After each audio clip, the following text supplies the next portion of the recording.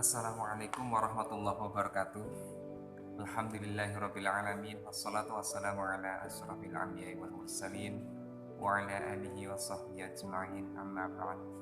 Rabbi syrah li sadri wa yassir li amri wa hlul 'uqdatam min lisani yafqahu qawli. Alhamdulillah, puji syukur kehadirat Allah Subhanahu wa taala. Pada kesempatan kali ini kita masih bisa bertatap muka meskipun lewat virtual. Baiklah, langsung saja kami akan menjelaskan, mempresentasikan makalah yang telah kami buat yang berjudul Metodologi dan Pendekatan dalam Studi Islam. Kajian Islam dikenal dengan istilah Islamic Studies atau studi Islam, merupakan usaha untuk mempelajari hal-hal yang berhubungan dengan agama Islam. Islam adalah agama yang terakhir sebagai penutup semua agama yang telah ada sebelumnya dan merupakan agama rahmatan lil alamin, yaitu untuk seluruh alam. Seperti kita ketahui, Islam itu agama yang dibawa oleh Nabi Muhammad SAW melalui wahyu dari Allah Subhanahu wa taala. Agar dapat mengetahui Islam lebih mendalam, maka diperlukan ilmu yang dinamakan studi Islam. Pokok-pokok ajaran Islam dan sejarah realitas pelaksanaannya merupakan bagian yang perlu dikaji. Dalam kajian ini diperlukan beberapa pendekatan dan metodologi studi Islam, sehingga pemahaman tentang studi Islam dapat dengan mudah tercapai. Baiklah, kami akan membahas satu persatu. Yang pertama, metodologi studi Islam. Metodologi berarti membahas kajian-kajian seputar berbagai macam metode yang bisa digunakan dalam studi Islam. Adapun metode studi Islam secara lebih rinci dapat dijabarkan sebagai berikut. Yang pertama, metode ilmu pengetahuan. Metode ilmu pengetahuan atau metode ilmiah, yaitu cara yang harus dilalui oleh proses ilmu sehingga dapat mencapai kebenaran. Yang kedua, metode diakronis. Suatu metode mempelajari Islam menonjolkan aspek sejarah. Yang ketiga, metode sinkronis analitis. Suatu metode mempelajari Islam yang memberikan kemampuan analisis teoritis yang sangat berguna bagi perkembangan keimanan dan mental intelektual umat Islam. Yang kelima, metode empiris. Suatu metode mempelajari Islam yang memungkinkan umat Islam mempelajari ajarannya melalui proses realisasi dan internalisasi norma dan kaidah Islam dengan suatu proses aplikasi yang menimbulkan suatu interaksi sosial. Kemudian secara deskriptif, proses interaksi dapat dirumuskan dengan suatu norma baru. Yang keenam, metode deduktif. Suatu metode memahami Islam dengan cara menyusun kaidah secara logis dan filosofis. Dan selanjutnya, kaidah itu diaplikasikan untuk menentukan masalah yang dihadapi.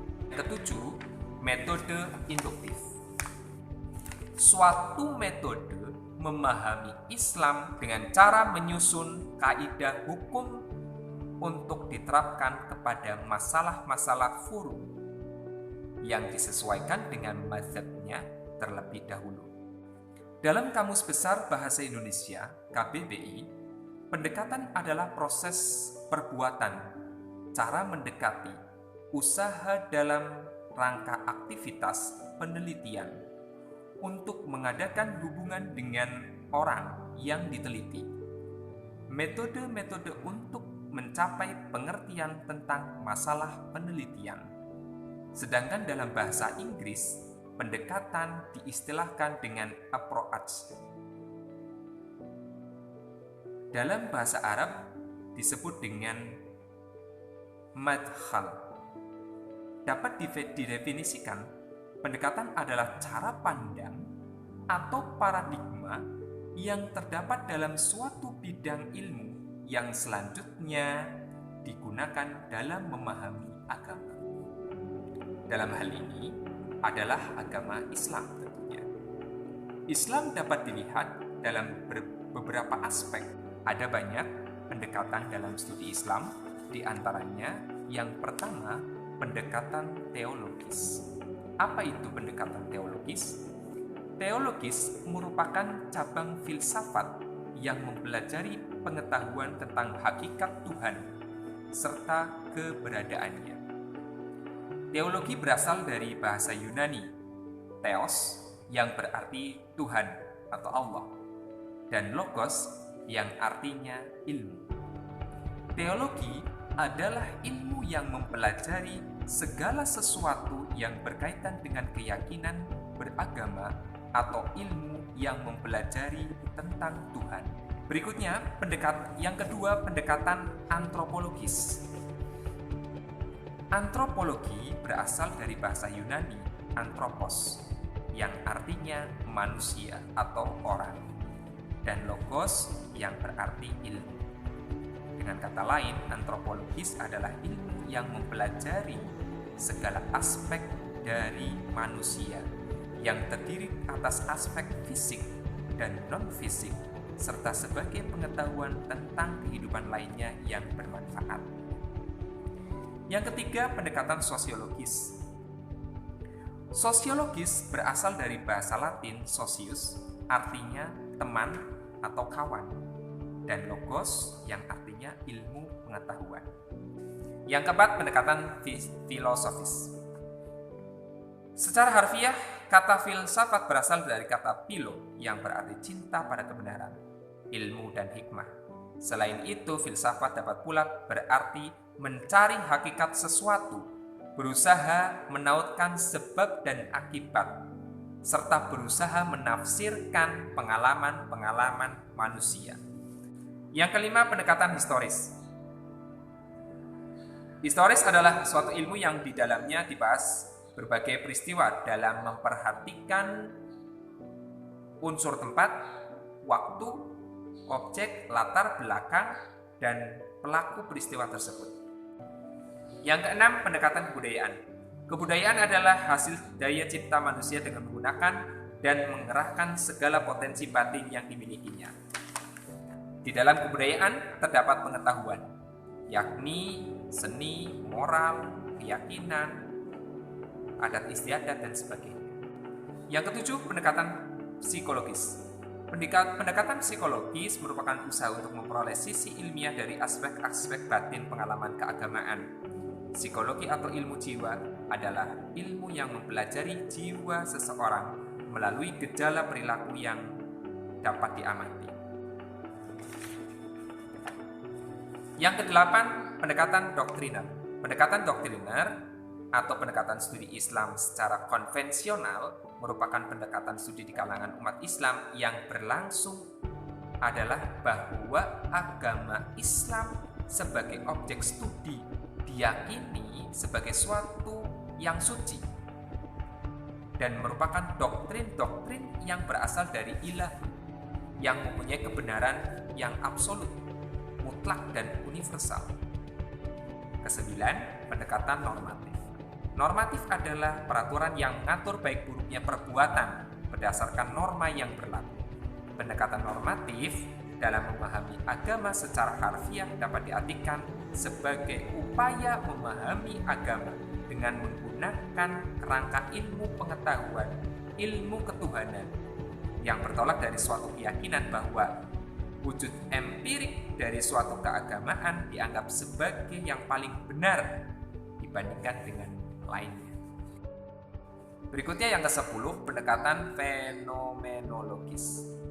Fenomenologi adalah studi ilmu ilmu dalam bidang filsafat yang mempelajari manusia sebagai suatu atau sebuah fenomena.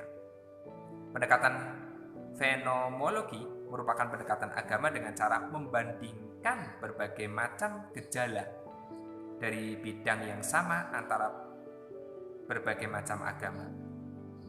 Tujuannya ada 3. Yang pertama, menginterpretasikan teks berkenaan dengan persoalan agama dengan setepat-tepatnya. Yang kedua, merekonstruksi suatu kompleks tempat suci kuno, menerangkan permasalahan suatu cerita dari mitos. Yang ketiga, memahami struktur dan organisasi dari suatu kelompok masyarakat religius dengan kehidupan sekitar. Jadi, dapat disimpulkan pengertian fenomenologis adalah metode untuk memahami agama dan menjadikan manusia sebagai objek. Kesimpulan, studi Islam atau dikenal dengan istilah Islamic Studies secara sederhana dapat diartikan sebagai usaha untuk mempelajari hal-hal yang berhubungan dengan agama Islam. Islam mengajarkan segala aspek kehidupan yang bersumber dari Al-Quran dan hadis. Dalam memahami agama, banyak metode dan pendekatan yang dilakukan. Hal ini diperlukan karena kehadiran agama secara fungsional dapat dirasakan oleh penganutnya melalui metode dan pendekatan.